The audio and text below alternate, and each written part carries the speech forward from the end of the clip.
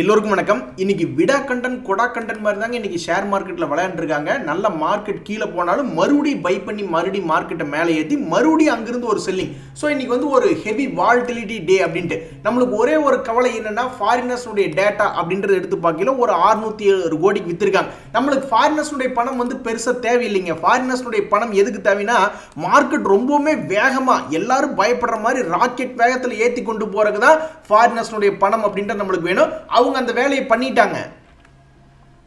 அவங்களுக்கு இப்போதைக்கு எந்த விதமான ட்ரிகர் இல்லை. அடுத்தது என்ன நியூஸ் அப்படின்னு பார்த்தீங்கன்னா, நம்மளுக்கு கிறிஸ்துமஸ் வரும்போது அவங்களுடைய செல்லிங் எந்த அளவுக்கு இருக்குது அப்படின்ற மாதிரி தான் பார்க்கணும். தற்சமயத்துக்கு 2 நாளாக ஸ்லோ மூவ்மெண்ட் தான். இந்த சமயத்தில் தான் நம்ம முக்கியமாக என்ன பார்க்கணும் அப்படின்னா, நம்ம மார்க்கெட்டை யாராவது ஒருத்தர் காப்பாற்றுறதுக்கு வந்துடுறாங்க. இன்னைக்கு கூட பாருங்கள், ரிலையன்ஸ் 30 பாயிண்ட் மார்க்கெட்டை மேலே ஏற்றிருக்கான். இன்னைக்கு ஏறிக்கிற அத்தனை பாயிண்ட்டுமே வந்து ரிலையன்ஸ் பார்த்து ஏற்றி விட்டதா.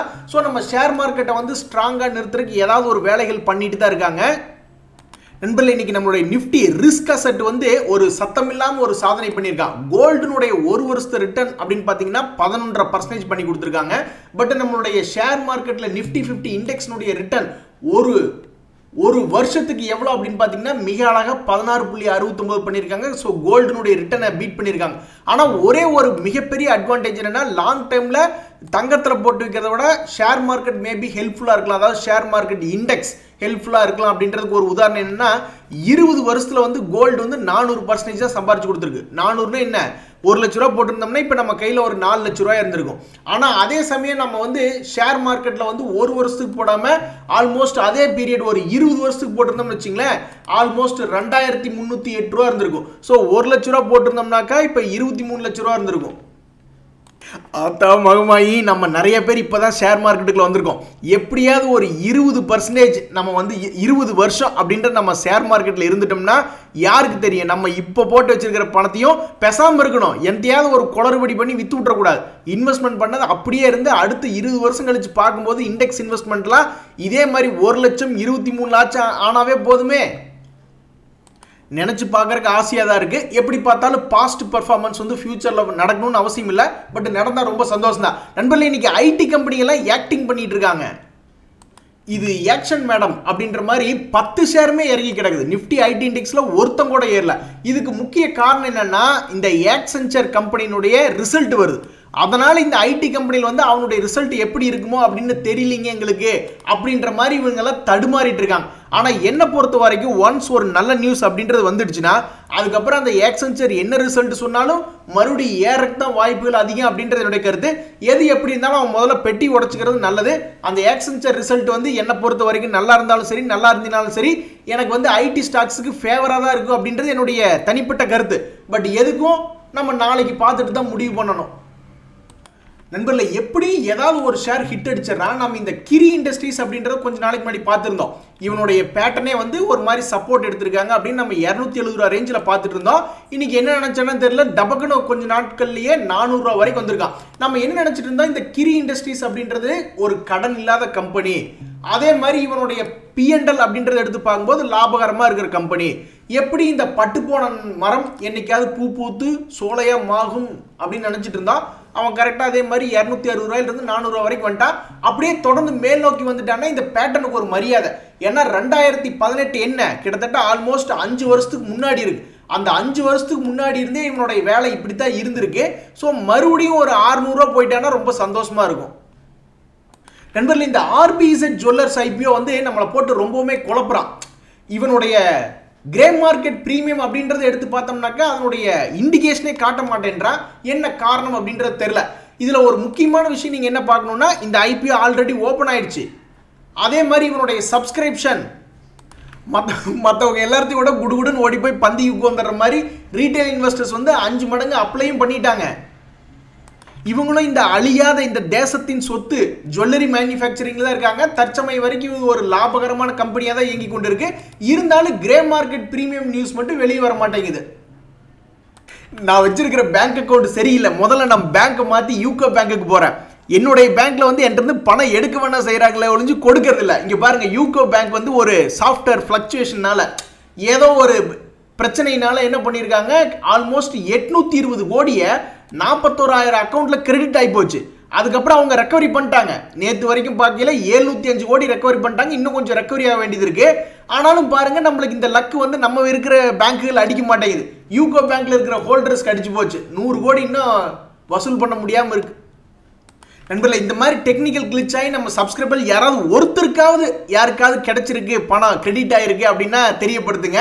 இது நாள் வரைக்கும் என் வாழ்க்கையில் இப்படி ஒரு வசந்தம் கிராஸ் ஆனதே இல்லை.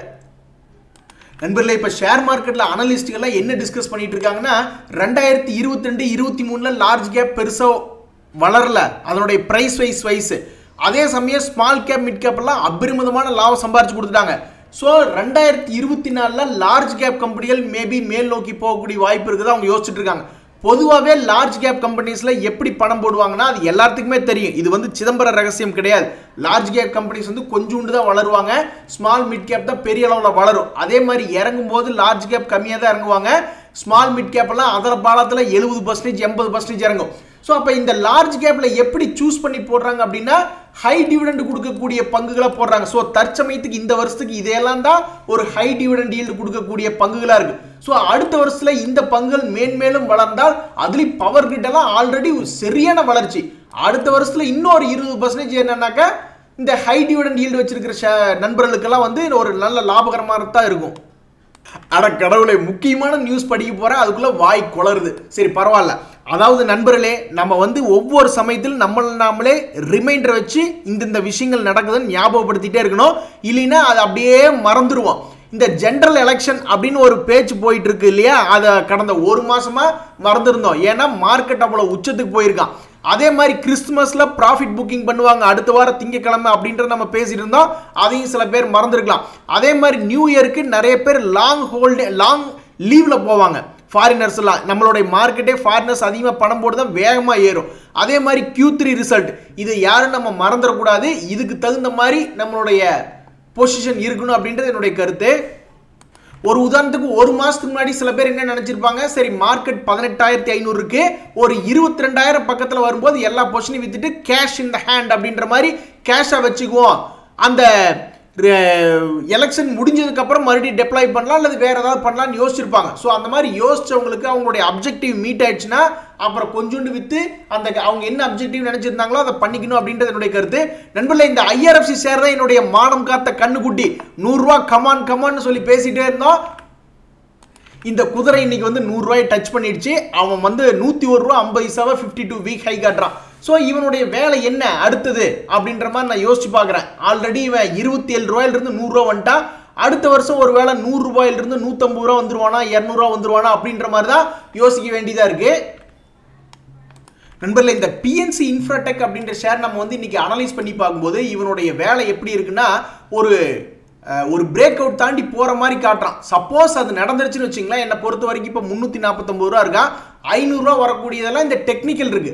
ஆனா ஒரே ஒரு நெகட்டிவ் பாயிண்ட் நான் என்ன பார்க்குறேன், ஃபண்டமெண்டலி போய் பார்க்கும்பொழுது அவங்ககிட்ட கடன் வந்து ரொம்ப அதிகமா இருக்கு. இதுக்கு முன்னாடி 3 வருஷத்துக்கு முன்னாடி வெறும் 3,500 கோடி கடன் வச்சிருந்தவன் இப்போ 7,082 கோடி கடனை வச்சிருக்கான். ப்ராஃபிட் மேக்கிங் கம்பெனி தான். இவனுடைய ப்ராஃபிட் எல்லாம் பார்த்தோம்னா ஓரளவுக்கு ப்ராஃபிட் இருக்கு, பட் இருந்தாலும் கடன் வச்சிருக்கானே அப்படின்ற ஒரு கவலை தான். மற்றபடி இவனுக்கு வந்து டெக்னிக்கலி ரொம்ப அருமையான எதிர்காலம் இருக்கிற மாதிரி தான் தெரியறான். ஆனா நம்மளுக்கு டெக்னிக்கல் மட்டும் பத்தாது.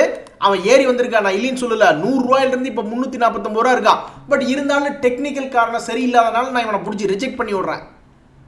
அடடா நண்பர்களே, இந்த விஜய டயக்னாஸ்டிக்ஸ் யாராவது வச்சிருக்கீங்களா? பார்க்கறதுக்கு எவ்வளவு சந்தோஷமா இருக்கு பாருங்க. அவன் 628 ரூபாயிலிருந்து 300 ரூபா 50% இறங்கி மறுபடியும் அவனுடைய பழைய ஹையை வந்து மீட் எடுத்துட்டான்.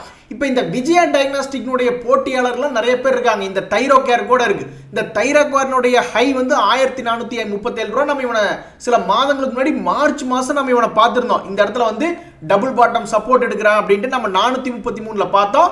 மேல 686 ரூபா வரணும்னு நினைச்சிருந்தோம். இவன் 4 மாசம் ஆகினா வந்து சேரல. பட் ஒருவேளை இந்த விஜய டயக்னாஸ்டிக்ஸ் மாதிரி லாங் டேர்ம்ல இவன் வந்து சேர்ந்தான்னா ரொம்ப சூப்பரா இருக்கும். தைரோகேரும் சூப்பரா இருக்கும். இந்த சமயத்தில் இந்த ரெண்டையும் நம்ம அனலைஸ் பண்ணி பார்க்கிறோம். அப்படி விஜயா கிட்ட இல்லாத இந்த தைரோகேர் இல்லாத விஜயா டயக்னாஸ்டிக் என்ன இருக்கு அப்படின்ட்டு, இந்த தைரோகேர்ல இப்போதைக்கு கடனே கிடையாது. அதே சமயம் விஜயா டைனாஸ்டில போனோம்னா 253 கோடி கடன் இருக்கு. சரி, இவங்களுடைய மார்க்கெட் கேபிட்டல் 6485, அதுல கொஞ்சம் கம்மி தான். அது அந்த கம்பெனியுடைய சைஸ் வந்து சிறுதான். ஆனா இவனுடைய டிவிடெண்ட் yield 2.83 காட்றா. விஜய் டைனஸ்டிஸ் டிவிடெண்ட் பெருசா இல்ல. சரி P&L வைஸ் பார்த்தோம்னா இவன்லாம் 85 கோடி 111 கோடி இப்படி தான் பண்ணிக்கிட்டு இருக்கான். ஆனா தைரோகேர் அப்படின்றது பார்த்தோம்னா அவன் சில சமயம் 152 கோடி எல்லாம் ஒரு தடவை காமிச்சிருக்கான். எப்ப அந்த கோவிட் சமயத்துக்கு முன்னாடி அந்த 2022 ஃபுல் இயர் போஸ்டிங் அப்படி பண்ணிருக்கான். சரி இன்வெஸ்டர்ஸ் அப்படின்னு பார்த்தோம்னா இதுல FIs 3% தான் இருக்காங்க தைரோகேர்ல. விஜய் டைனஸ்டிஸ்ல அந்த மாதிரி FIs எவ்வளவு இருக்காங்கன்னா அங்கதான் பெரிய மேட்டர் 20% FIs இருக்காங்க. சோ ப்ராபபிலி அதனால வேகமா இவன் ஓடி வந்துட்டான். பட் என்னைக்கு இருந்தாலும் இந்த தைரோகேரும் மேல வந்ததுன்னா 1400 வரைக்கும் வாய்ப்பு இருக்கிறதா தான் நான் பாக்குறேன். நண்பர்களே இந்த கொச்சின் ஷிப்யார்ட் வச்சிருக்கீங்களா? உங்களுடைய வாழ்க்கை யோகம் தான். இப்போ வரைக்கும் அவன் உச்சத்தில் தான் இருக்கான். இன்னுமே தொடர்ந்து மேல் நோக்கி ஏறினா லாங் டேர்ம்ல மிக அழகா 2000 3000 வரக்கூடியதா தான் இந்த சார்ட் பேட்டர்ன் காட்டுறான். அவன் எங்காவது இறங்குற மாதிரி காட்டுறானா? இல்ல, அவனுடைய ரேலி 2023 ஆரம்பிச்சதுல இருந்து தொடர்ந்து மேல் நோக்கியே தான் போறான். 2024 25 26 தொடர்ந்து இந்த ரேலி இருந்ததுன்னா அவன் 3000 கூட போலாம் அப்படின்றது ஆச்சரியப்படுறதுல. இந்த KFinTech அப்படின்ற ஷேர் வந்து இன்னைக்கு இறங்கியிருக்கான், நல்லாவே வீழ்ச்சி. ஆனா இவ்வளவு தூரம் இறங்கி அவன் ஒரு சப்போர்ட் மாதிரி தெரியல. ஏங்க இவனையெல்லாம் நம்ம எங்கீங்க பார்த்தோம்? ஏப்ரல் மாசத்துல 298 ரூபாய்க்கு இவனை பார்த்தோம். கடைசியில பார்த்தா இப்ப அவன் 488 ரூபா இருக்கான். இப்ப அது சீப்பா அப்படின்ற மாதிரி பார்த்தோம்னா இப்போ ஒரு சப்போர்ட்ல வந்து விழுந்திருக்கான். ஆனா நம்ம 300 ரூபாய்க்கு பார்த்துக்கிட்டு இப்ப 500 ரூபாயில பார்த்தோம்னா இது சீப் இல்லாத மாதிரி தான் தெரியும். எது எப்படியோ இப்போதைக்கு ஒரு சப்போர்ட் லெவல்ல வந்து இந்த கேஃபின் டெக்னாலஜி அப்படின்றது வந்து விழுந்திருக்கான் அவனுடைய மொமெண்டம்ல. நண்பர்களே இன்னைக்கு நம்மளுடைய ஷேர் மார்க்கெட் அனலைஸ் பண்ணி பார்க்கல சம்பந்தமே இல்லாம நீங்க பாத்தீங்கன்னா FMCG செக்டர் வந்து இன்னைக்கு ஓரளவுக்கு நல்லா ஏறி இருக்கான். இது வந்து டோட்டலா அன்எக்ஸ்பெக்டட். FMCG செக்டர் வந்து 1.41% இன்னைக்கு ஏறி இருக்கான். ஸோ அதில் வந்த ரேலி வந்து டோட்டலி அன்பிலீவபிளாக இருக்கு. டாடா கன்சியூமர் ஆகட்டும், நெஸ்லேஸ் இந்தியா தான் ஆரம்பிச்சான். அவனுடைய ஸ்பிளிட் அப்படின்ற நியூஸ் வந்து மற்ற ஷேர்ஸையும் தொத்திக்கிச்சு. இப்போ டாடா கன்சியூமர் ஆகட்டும், வோல்டாஸை நீங்கள் என்ன நினைக்கிறீங்க? அவன் இன்னைக்கு 3% ஏறிட்டான். ஒரு மாசத்துல வந்து 8% ஏறி இருக்கான். யாருமே இதை எதிர்பார்க்கவே இல்லை. இது வந்து ஒரு கும்பா குட்டியாக தான் இருக்கும். ஏன்னா அவனுடைய பேட்டர்னே வந்து இந்த வருஷத்துல ஏறது இறங்குறதுமா இருந்தது. இந்த முறையும் கண்டிப்பா கீழே 750 ரூபா வருவான்னு நினைச்சிட்டு இருந்தா அப்படியே யூட்டர்ன் போட்டு அவனுடைய பழைய ரேட்டு ஹை போயிட்டான். ஸோ உண்மையிலேயே இந்த கன்சியூமர் செக்டர்ல வந்து ஒரு அன்எக்ஸ்பெக்டடான ஒரு ரேலி அப்படின்னு தான் சொல்லணும். அப்பவே ஒரு நண்பர் சொன்னாரு, என்னை ஏமாத்தி டாடா குரூப்ல ஒரு ஷேரை விற்க வச்சுட்டாங்க, அதுக்கப்புறம் அது மேலே ஏறிடுச்சு. இந்த முறை நான் வோல்டாஸை விற்க போறதுல யார் என்ன நியூஸ் சொன்னாலும் அப்படின்ற மாதிரி கான்ஃபிடென்ட்டா இருந்தாரு. இன்னைக்கு அவருக்கு ஒரு அறுவடை தான். இவன்லாம் அமைதியா இருக்கா, ஆனா இவன்லாம் அந்த கால ரவுடியா அப்படின்ற மாதிரி இந்த ஹிந்து காப்பர் ஷேர்னுடைய மூவ்மெண்ட் எல்லாம் நீங்க பாத்தீங்கன்னு வச்சுங்களேன், அவன்லாம் தெறிக்க விட்டுருப்பான். 600 வரைக்கெல்லாம் சார்ட் பேட்டர்ன்ல காட்டுறான். ஸோ இப்போதைக்கு 200 ரூபா இருக்கு. அடுத்த வருஷத்துக்கு ஏறக்கூடிய பங்குகள்ல தற்சமயத்துக்கு இது அண்டர் பர்ஃபார்மரா இருக்கு. உங்களுக்கு தெரியாது இல்ல, மல்டி இயர் ஹை தாண்டும் போது சார்ட்டுகள் வந்து ஷேர் பிரைஸில் வந்து தறியிட்டு ஓடுறான். ஸோ இவனும் மல்டி இயர் ஹையை தாண்டும் பொழுது 200 ரூபாயிலிருந்து 400 ரூபாய்க்கு அடுத்து வரக்கூடிய வருடங்கள்ல பிரகாசமா இருக்கிறதுல என்னை பொறுத்த வரைக்கும் இந்த ஹிந்துஸ்தான் காப்பரும் ஒன்று. ஆஹா, இந்த ஓரியன்ட் எலக்ட்ரிக் அப்படின்ற கம்பெனி பார்த்தோம்னு வச்சுங்களேன், ஏதோ சிப்பிக்குள் முத்து அப்படின்னு பார்த்த மாதிரி இருக்கு. இவனை வந்து இந்த இடத்துல நம்ம நல்ல அழகிய சப்போர்ட் ரேட்ல பார்க்குறோம் 215 230. ஸோ என்னை பொறுத்த வரைக்கும் இந்த ஸ்டாக் மறுபடியும் மேல் நோக்கி ஏறினா ஒரு 320 ரூபா வந்ததுன்னா கூட ஒரு நல்ல லாபமா இருக்கும். சரி, அப்படி இந்த ஓரியன்ட் எலக்ட்ரிக்கிட்ட ஏதாவது ஒரு சாதகமான அம்சங்கள் இருக்குன்னா, இதுக்கு முன்னாடி 155 கோடி இருந்தாங்க 3 வருஷத்துக்கு முன்னாடி. இப்பவும் அவ்வளவுதான் கடன் வச்சிருக்காங்க. ஸோ கடன் இன்க்ரீஸ் ஆகல, ஓரளவுக்கு அவங்க சம்பாதிக்கிறத வச்சு வண்டி ஓட்டிக்கிட்டு இருக்காங்க. ஸோ அவங்களுடைய ப்ராஃபிட் அண்ட் லாஸ் அப்படின்னு பார்க்கும்போது சுமார் அவங்களும் ஓரளவுக்கு சம்பாதிச்சுட்டு தான் இருக்காங்க. இவங்களை நம்பி பெரிய ஆளை யாராவது இன்வெஸ்ட்மெண்ட் பண்ணியிருக்காங்கன்னா FIs ஒரு 6%, DIs ஒரு 30% இன்வெஸ்ட்மெண்ட்லாம் பண்ணியிருக்காங்க. ஸோ இந்த சிப்பிக்குள் முத்து வரக்கூடிய வருடங்களில் ஒரு 2-3 வருஷம் கழிச்சு 2026ல பார்க்கும்போது 400 ரூபா வந்துச்சுன்னா ரொம்ப சந்தோஷமா தான் இருக்கும். ஆஹா நண்பர்களே, இந்த DCM ஸ்ரீராம் பாத்தீங்களா, இவனும் வந்து ஒரு மானங்காத்த கிளி தான் நம்மளுக்கு. ஏன் அப்படின்னாக்கா இவனை நம்ம ஆல்மோஸ்ட் 882 ரூபா ரேஞ்சில் ட்ரெண்டில் சப்போர்ட் எடுக்கிறான்னு சொல்லி பார்த்துட்டு இருந்தோம். இன்னைக்கு பார்க்கும்போது 1100 ரூபா இருக்கான். ரொம்ப சந்தோஷம் தான். ஒரு முக்கியமான டேட்டா நம்ம இன்னைக்கு பார்த்தே ஆகணும். ஏன்னா இன்னைக்கு ஃபாரினர்ஸ் வந்து செல்லிங் அப்படின்ற மாதிரி காமிச்சிருக்காங்க. ஆலோ மைக் டெஸ்டிங் 1 2 3 டேஞ்சரஸ் ஃபெல்லோஸ் அப்படின்னு பார்க்க வேண்டியதா இருக்கு. என்ன பொறுத்த வரைக்கும் பெருசா ப்ராப்ளம் இருக்கிற மாதிரி தெரியல. ஏன்னா US டாலர் இண்டெக்ஸ் வந்து 103 தாண்டல, அவன் வீக்கா தான் இருக்கான். அமெரிக்காவினுடைய டாலர் வந்து வீக்கா தான் இருக்கான். ஃபாரினர்ஸ் டேட்டா எடுத்து பார்த்தாலும் கடந்த 2 நாட்களில் வித்திருந்தாலும் ஏதாவது 5000 கோடிக்கு கீழே வித்திருக்காங்களா, அல்லது கடந்த 3 நாட்கள் எடுத்து பார்க்கும்பொழுது ரொம்ப நெகட்டிவா இருக்காங்கன்னா இல்ல, கூட்டி கழிச்சு பார்த்தோம்னா அவங்களோட இன்வெஸ்ட்மெண்ட் அதிகமா இருக்கிற மாதிரி இருக்கு. என்னைக்கு ஒரு 1500 கோடி 5000 கோடி அப்படின்றது ஒரு 3 நாள் அவங்களுக்கு செல்லிங் வருதோ அப்ப வந்து கும்பா குட்டியா இருக்கக்கூடிய வாய்ப்புகள் ரொம்ப அதிகம். சரி நண்பர்களே, இன்றைய தகவல் உங்களுக்கு உதவியா இருந்ததுன்னு எனக்கு சந்தோஷம் தான். ரொம்ப நன்றி, வணக்கம்.